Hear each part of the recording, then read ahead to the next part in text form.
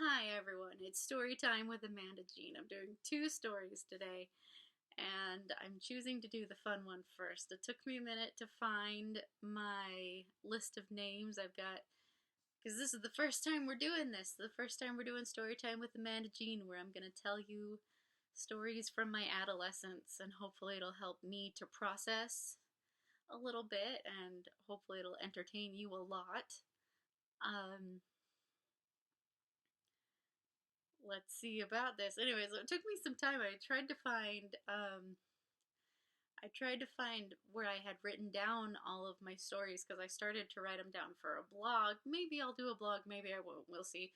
And I also have a list where I have all of the name changes so I can keep it consistent. So you guys aren't like, okay, now who the heck is this person? So uh, one main character that we're going to have from this story and some stories moving forward is Peter. So, so that I don't end up changing Peter to Ralph in the next video, and you guys are like, wait, we were talking about Peter. Who the heck is Ralph? No, we're going to keep it all consistent, so that because it's my life. It's all connected story to story. So it would be really hard for you to keep up if Peter changed to Ralph about halfway through. So here we go. Anyway, I I had crushes on boys all throughout my going to school. I had a crush on a boy in every class I had, every grade, whatever. Um, but it didn't become more serious until I was older, middle school, about ninth grade. And because when you have crushes when you're in elementary school, you give him your eraser and then like, ooh, or at least that's the way it was for me growing up. My first year not going trick or treating was eighth grade. I ended up just spending Halloween at my friend. Oh, I almost said her real name. Oh, I should take this moment before I start every video. I need to take a moment and say all of the names are changed. All of the names of the people in these stories are changed. Um, Partly for their benefit, but probably mostly for mine. Um, because I'm telling stories from adolescence, and we all make really stupid decisions when we're teenagers. And um, some of these people I'm still friends with. And if I'm going to be telling these stories of stupid things that we did when we were teenagers, I don't want them to come for me and say, hey, my boss watched this video and now they think I'm a lunatic. Or, like, just, I'm telling stories from teenagehood. You do stupid things in teenagehood. Also, frankly, I'm gonna be bearing my heart and we're gonna be talking about boys that I loved. Because, like I said, when I fall hard. And there, I was in high school and I loved a couple of boys. I know I was a teenager, but I loved them. And I don't want to sit here and be telling these grown men who have their own families, I don't want to be sitting here confessing my love for them with their real names. I can't do it. I can't do it. Like, because no, it's not happening. So everyone's names are changed. No one's names are the same except for mine and my husband's, because I met my husband in high school, and and I can't I can't go between on my husband. Like, I I thought about, because with the internet you want to make sure that everyone is safe. And but the problem is that my husband is such a major part of my life now that I can't just not say his name. So you're gonna know my husband's name. Um So his is the only name that I'm not changing. But everyone from these stories, their names are changed. Everybody. Everybody has a different name. So don't try to guess around and say, "Oh no, I think that Jenny is her real name." No, nobody's name is the same. Even people that I thought would be safe with keeping their name, I changed their name because I don't want anybody guessing and figuring it out. So nobody's name is the same. So, starting out, I went to my friend, 8th grade, I went to my friend Ruth's house. You had to look at the list. I went to my friend Ruth's house on Halloween, and we just spent the entire night having fun and being preteens. And that was my first night, that was my first Halloween not trick or treating. And at least I'm pretty sure it was 8th grade. I didn't know what to do with myself, and I felt really, really weird. And then in 9th grade, I went trick or treating again.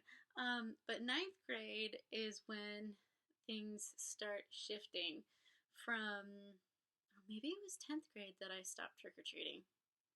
Oh, I may be wrong.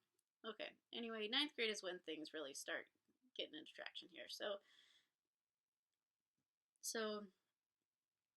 I was.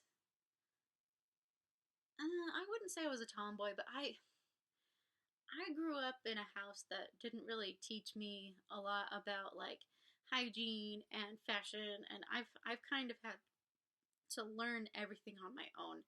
And so I went through a phase from about 5th grade to 8th grade where what I wore to school every day was some variation of jeans, a t-shirt, a sweatshirt, the same sweatshirt, always the same sweatshirt every day, and I had a ponytail in my hair. And that's what it was a scrunchy ponytail too. And with all of this heavy hair, can you imagine a scrunchie? It's not going to hold it up. It didn't. So it was like some kind of weird low ponytail type situation, and very frumpy, somewhat tomboyish.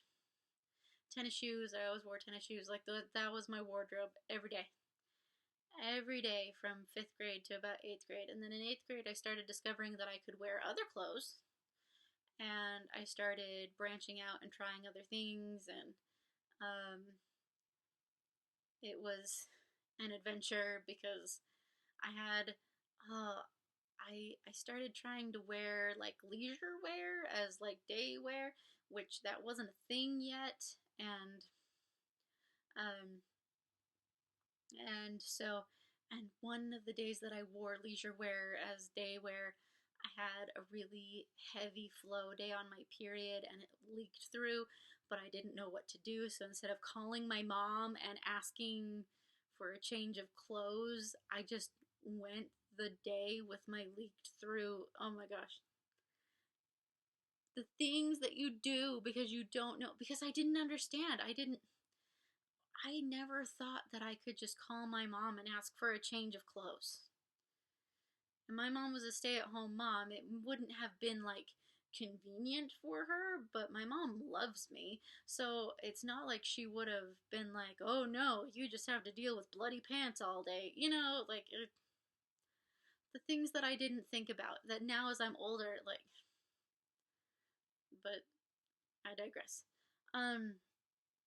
So 9th grade is when I started wearing normal people clothes, and I would wear skirts to school, and I started kind of like gaining traction, getting more of a fashion sense, and I started talking to boys more, and I started coming more into my own when I was in 9th grade. But I still was my nerdy self. I am a nerd. I play the violin. I did orchestra from 7th to 12th grade, and I loved it, and I still love my violin, and I wouldn't give up those times for anything. Holy cow, that was the best. Orchestra is like some of my favorite memories. Um, but I still super into school, liked my straight A's, except for I always had a class every year. 7th to 12th grade. I always had a class every year where I didn't get. I always had one class where I didn't get an A, and I would always get like a C. And my parents could always tell that that was like the bad teacher, the teacher that I didn't get along with. Because there always is, you know, there's good teachers, there's bad teachers, and every kid gets along with these teachers and not with these teachers. Like, it's just how it is. So there was always one class every year that I just did not do well in, and then I got straight A's in all the rest of them. I'm trying to give you a good rounded view of the nerdy kid that I was. Except for recently, my husband and our friend. Oh no, do I have. Oh, yes, I did. I gave her an alias too. She gets an alias because of high school. So her alias is Amy. Amy and Ben, my husband, were telling me that they thought I was cool in high school. And I never felt that way. I always felt like I was the biggest dork. So I'm trying to give you a good view of how I viewed myself, I guess, because I guess I got cool at some point. I don't remember when that happened. I don't know when that happened because I never felt it. I never felt cool. I always felt like the biggest nerd. Harry Potter was a huge part of my life. Harry Potter is still a huge part of my life. I'm a big dork. I love Harry Potter. I was Hermione for Halloween one year. I think I should do it again as an adult. I would probably have more fun. Especially because I would be able to do more than I did when I was a kid. Um, I read books 1 through 4 on the reg all the time until the 5th book came out, and then I read that with my sisters. Like, Harry Potter was. I'm sorry. I'm rambling. I'm pregnant. Sorry, guys. The rambles are gonna happen. But yeah, orchestra, Harry Potter, straight A student. Hanging out with my friends was I went to some movies sometimes, um, but I didn't like go out and do cool stuff. We just hung around someone's house and talked and maybe played games, watched movies. I was not a cool kid. I was not a sporty kid. Um, my favorite subjects in school were English and math. I'm a dork. Um, and so, and to kind of like hit this point home, 9th grade, I decided for Halloween I wanted to be a sorceress, a wizardess, I think is the word that I gave it, a wizardess. Because basically what I wanted was I wanted the big, heavy cloak that like Dungeons and Dragons wizards wear. You know, like it's usually brown, but it could be black. And you've got like the hood, and it covers your face, and it's all baggy, and you kind of almost might as well be a monk, but you're a wizard. And then like you can put the sleeves together. You know what I'm talking about? That's what I really wanted to be for Halloween. I just wanted to have this gigantic cloak, and then I could wear whatever I wanted underneath it. And my that's what I wanted for Halloween, and my mom made it for me, which is amazing. My wonderful mother made me this cloak. However, it was very form fitting, and that was not what I wanted, and I was really, really upset. I was really, really sad because this cloak, it was supposed to be, you know, I was a wizardess. I was, you know, it was like very Dungeons and Dragons, like think very Dungeons and Dragons. Even though I'm not into that, that was very much what the vibe I wanted this to be. And um and it was form fitting. It definitely hugged my body. And it's so funny because I look back now, and that probably was a very big gift. And I remember being so upset with my mom because it was not what I wanted it to be. But when it had stars and moons on it, it was actually really cute. There's no way I'd fit in it now, especially now that I'm pregnant. But it I must have looked like a knockout. I must have looked really cute. I was 9th grade, this petite little girl who was developing a little bit, I must have looked great. So kudos to my mom for messing up my costume. This comes in handy later. Okay, so let's go to ninth grade. Ninth grade in my church is when you're 15 is when you start being able to go to dances. And dances were hit and miss. I learned early on that you can go to dances in other stake groups. So, groups of stakes in the Mormon Church would put together dances. So this group of stakes would put on dances for this group of stakes, and this group of stakes would put together dances for kids in this area. But if you were smart, you would jump to different stake groups, and they would let you in. As long as you had a dance card, you could go to dances in all of these different places. And unfortunately, my stake group had abysmal dances. They had really poor showings. Not a lot of kids would show up. And then the DJs were never very good. The music was never very good. And I say this knowing that my dad DJ'd the ones that my stake put on. And it broke my heart, but like the kinds of DJing that my dad liked to do was being phased out in my age group. We started liking different music than the kind of stuff that my dad was okay with playing for kids my age. And my dad had a conversation with the stake president about it, and the stake president said, I would prefer that the kids listen to the music that you played rather than the kind of stuff that they've been listening to. But nothing we listened to was like bad, like swear words or suggestive content or anything. I think it just was loud and had a beat to it. And for whatever reason, my stake group was not okay with that. So dances put on by my stake group was terrible. They were always really, really bad, but I didn't know that when I first started going to dances.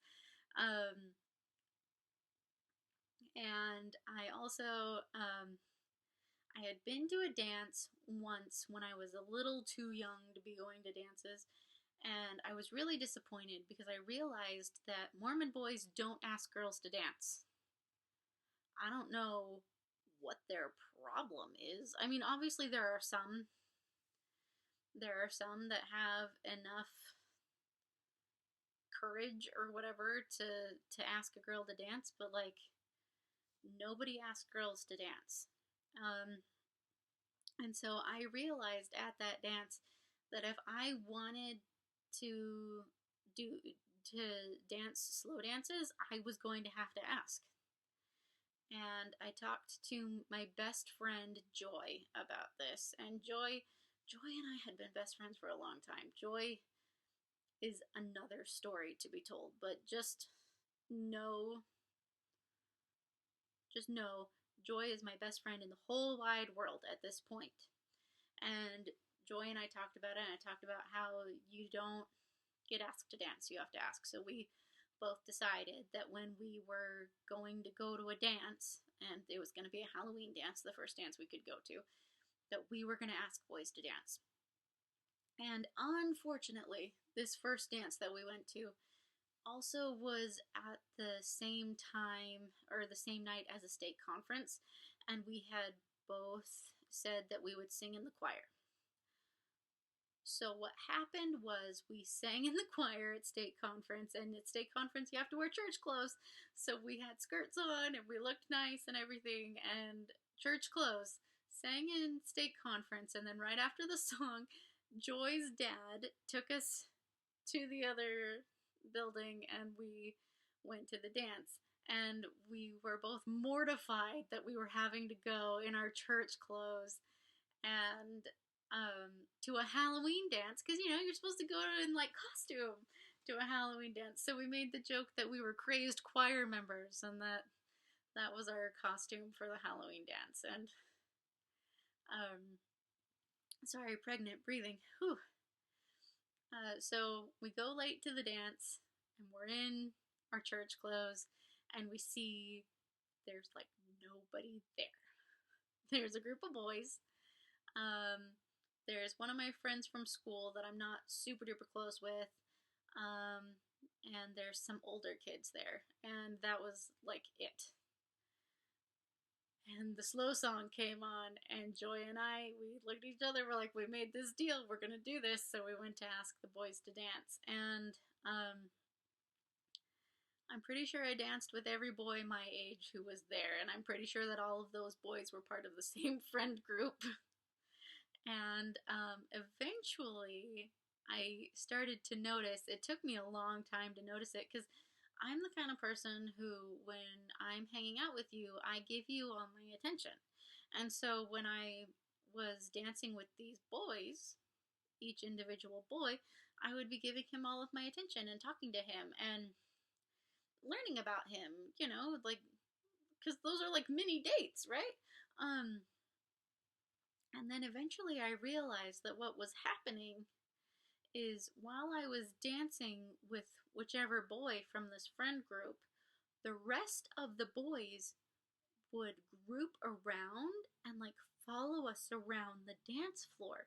Can you imagine how ridiculous that must have looked? That DJ must have been laughing his pants off. Because, yeah, it was a girl and a boy dancing one on one, and then this group of boys just following them around. Like, boys are so dumb. I have no idea. Like, and I wasn't paying any attention because I was just dancing with a boy, and I had a great time.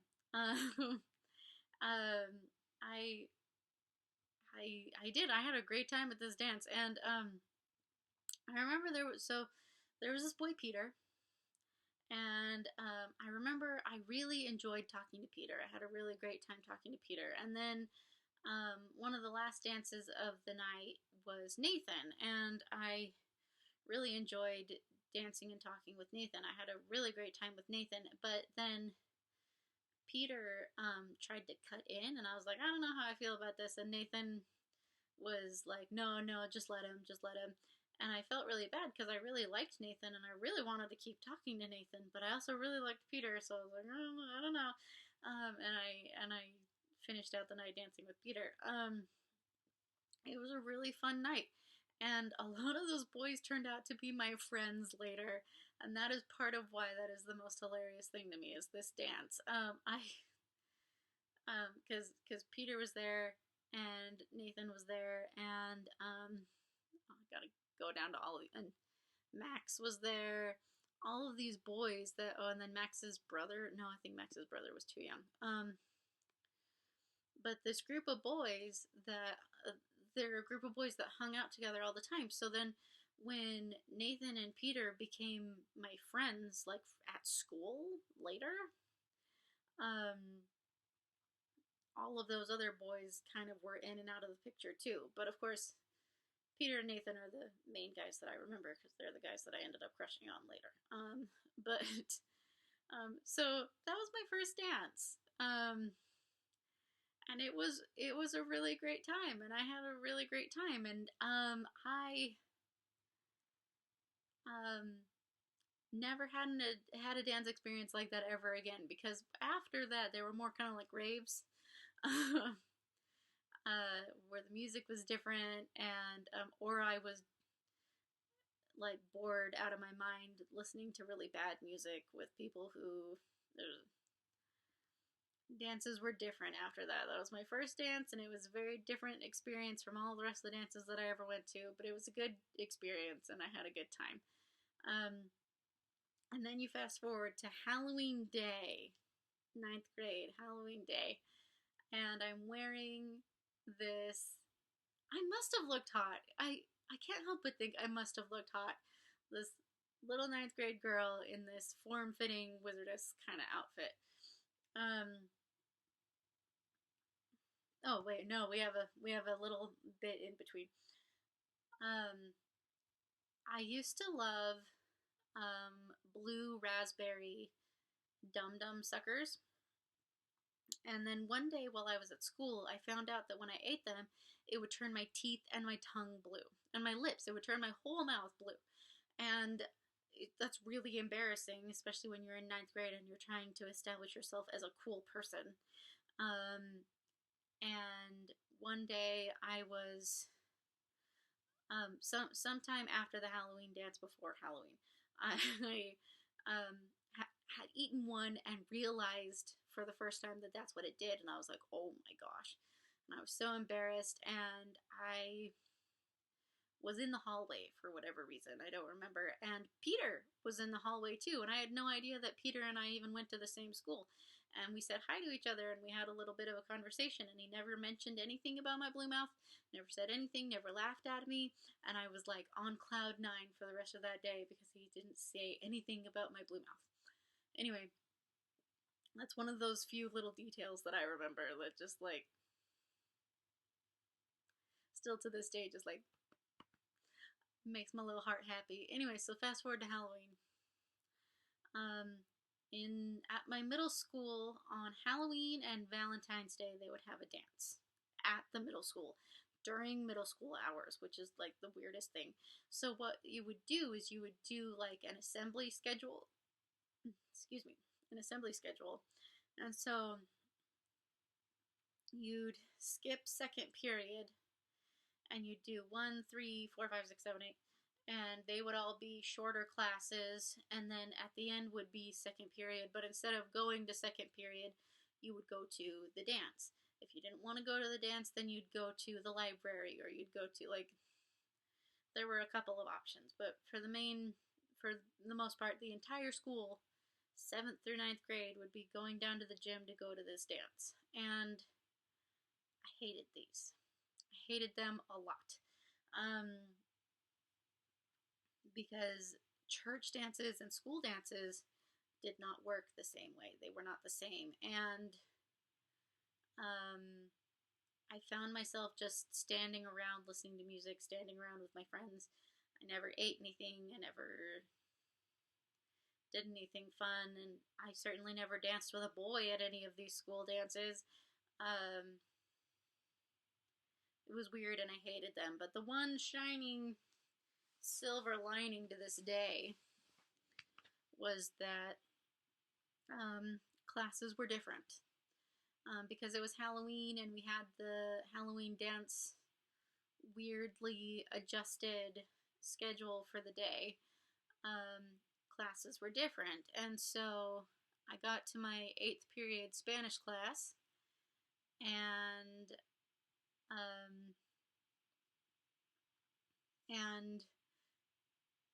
the classroom was all rearranged and we were all put into groups and we were going to put together Spanish puppet shows. And I got put in a group with Peter.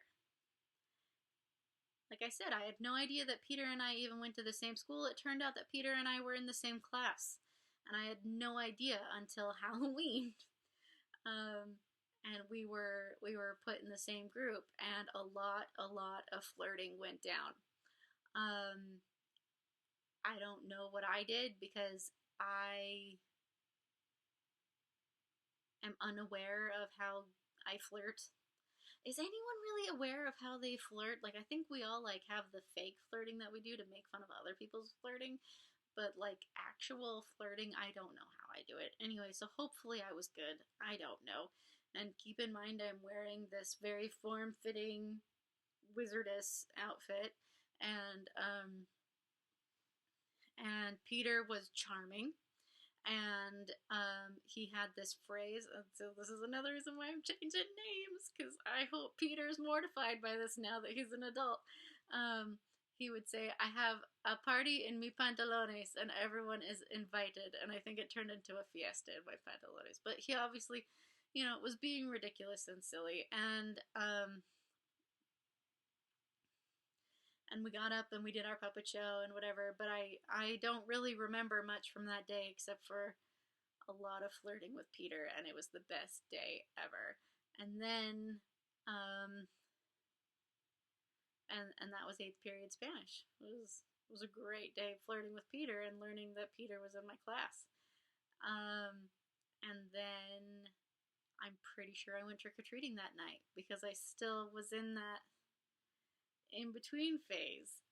Um, but yeah, um, so that was my first real boy experience was Halloween ninth grade. That was what, like 2006?